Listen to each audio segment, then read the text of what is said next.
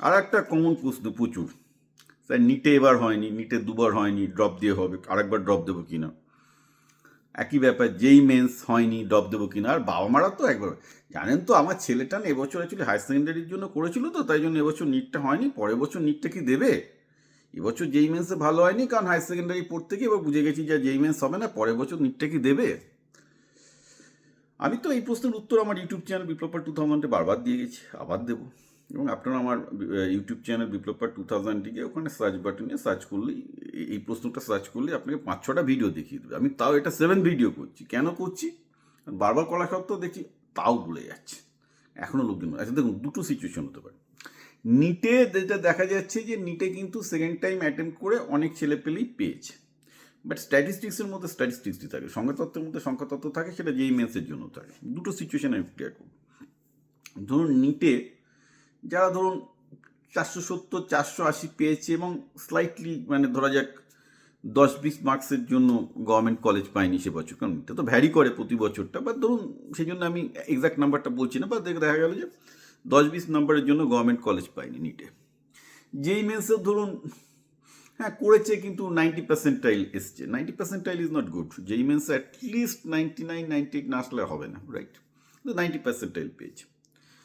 এই দুটো কেসে যদি এরকম হয় আপনার ছেলে যেরকম সে হায়ার সেকেন্ডারি পড়ুক আর যাই পড়ুক না কেন, মানে সে নিটের প্রিপারেশন নিক আর না নিক না কেন, যদি এই সিচুয়েশন থেকে যে 10 মার্কসের জন্য মিস হয়েছে, বা এখানে দেখা গেল যে 90% অলরেডি আছে, তারা যদি সেকেন্ড টাইম দেয় যেইর জন্য, বা তারা যদি সেকেন্ড টাইম দেয় নিটসের জন্য, অ্যাবসলিউটলি দেবে, খুবই ভালো, তারা ডেফিনেটলি সেকেন্ড টাইম খুব ভালো করবে।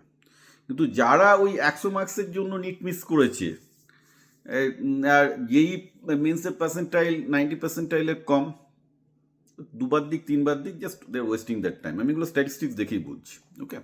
তাহলে তারা কি করবে, আমি বলবো প্রথমেই তাদের বোঝা উচিত যে তাদের, এটা বললাম যেটা না, এটা 100 কিলো 200 কিলো ক্যাটাগরি, তোমার ক্ষমতা হচ্ছে, তার মানে তাদের ক্ষমতা হচ্ছে 10 কিলো বা 25 কিলো।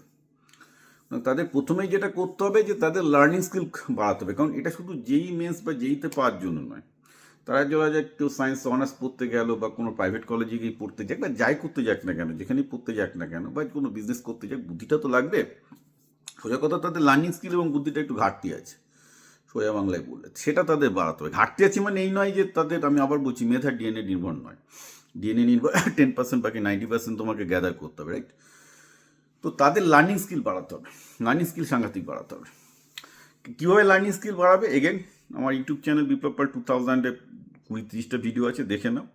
লার্নিং স্কিলের মধ্যে ডিফোকাসিং স্কিল কাকে বলে, ফোকাসিং স্কিল কাকে বলে, ডিফোকাস থিঙ্কিং কাকে বলে, আরও কতগুলো টেকনিক আছে, এবং আমার বই জীবন জীবিকাতেও প্রচুর লেখা আছে কী করে করতে হয়।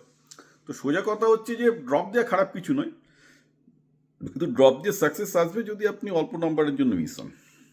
মানে আপনার লার্নিং ক্যাপাবিলিটি ঠিক আছে, মানে ঠিক আছে, তুমি 100 কিলো ক্যাটাগরিতে ঢুকে গেছে, কিন্তু হয়তো কম্পিটিশনে পেরে ওঠেনি, তো তুমি পরের বার প্র্যাকটিস করে এসে পেয়ে যাবে।